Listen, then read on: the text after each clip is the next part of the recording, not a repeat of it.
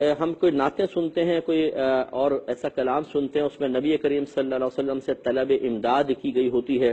تو جیسے مشکل حل فرما دیں، ہمارے غم دور کر دیں، تو ہونا تو چاہیے کہ اللہ تبارک و تعالیٰ کی بارگاہ میں التجا کی جائے، دعا کی جائے، تو پھر یہ مخلوق کے سے دعا کرنا کیسا ہے؟ دیکھیں، اگر مخلوق سے کچھ فریاد کی جائے تو اس کو اصطلاح ہمیں استغاثہ کہتے ہیں۔ استغاثہ کرنا یعنی کسی سے مدد طلب کرنا، اس کی بارگاہ میں فریاد کرنا، یہ اللہ تبارک و تعالیٰ کی بارگاہ میں ہی افضل اور اولا ہے کہ اللہ سے ہی طلب کیا جائے، وہی فاعل حقیقی ہے، وہی حقیقتاً امداد کرنے والا ہے۔ لیکن اللہ تبارک و تعالیٰ کی عادت کریمہ ہے کہ وہ جو کچھ نعمت عطا فرماتا ہے کسی نہ کسی ظاہری دنیاوی سبب یا وسیلے سے ہی عطا فرماتا ہے۔ تو دعا تو اللہ سے ہی مانگی جائے گی، لیکن اگر کوئی کسی مخلوق کی بارگاہ میں استغاثہ کر رہا ہے اور نیت اور قصد و ارادہ یہ ہے کہ دینے والی ذات فقط اللہ تعالیٰ کی ہے، یہ کوئی میری مشکل کو دور کرنے کے لیے مستقل بالذات یعنی اللہ تعالیٰ سے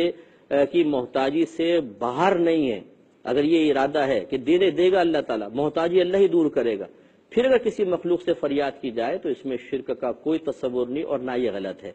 صحابہ کرام علیہم رضوان اچھی طرح جانتے تھے کہ اللہ تبارک و تعالی ہماری مشکلات کو دور کرنے والا ہے، پھر بھی وہ نبی کریم صلی اللہ علیہ وسلم کی بارگاہ میں آئے ہیں، کبھی پانی کی کمی کا شکوہ کیا ہے، کبھی بارش کی، کبھی قحط سالی کا، کبھی بیماری کے سلسلے میں، اور نبی کریم صلی اللہ علیہ وسلم نے اللہ تعالیٰ کی بارگاہ میں اپنے دست مبارکہ دراز فرمائے اور اللہ تعالیٰ نے ان صحابہ کرام کی مشکلات کو حل فرمایا ہے۔ تو یہ طریقہ تو صحابہ کرام سے چلتا چلا آ رہا ہے کہ استغاثہ بارگاہ رسالت میں پیش کیا ہے اور انہوں نے اللہ تعالیٰ کی بارگاہ میں دعا کی ہے اور ان کی مشکلات حل ہوئی ہیں۔ تو صحیح قصد و ارادے کے ساتھ پھر ایک دفعہ خلاصہ کر دیتا ہوں کہ دینے والی ذات فقط اللہ تعالیٰ کی ہے،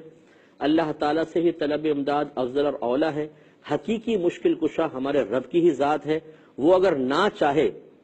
پوری دنیا پوری کائنات مل کر ایک تنکا یہاں سے یہاں نہیں کر سکتی ہے، لیکن اگر کوئی یہ عقیدہ رکھتا ہے کہ اللہ تبارک و تعالی دینے والا اللہ ہی ہے، فاعل حقیقی وہی ہے، لیکن چونکہ اس کی عادت کریمہ ہے کہ جو عطا فرماتا ہے اکثر اس کے لیے دنیاوی اسباب اور ذرائع ہی قائم ہوتے ہیں، اور یہ جو بزرگ ہیں، یہ کوئی ہستی ہیں، یہ بھی ایک ذریعہ اور وسیلہ ہے، اس ذریعہ وسیلہ کو اختیار کرنے میں شرعاً کوئی حرج نہیں ہے، جیسے کہ صحابہ کرام نے اپنی حیات طیبہ میں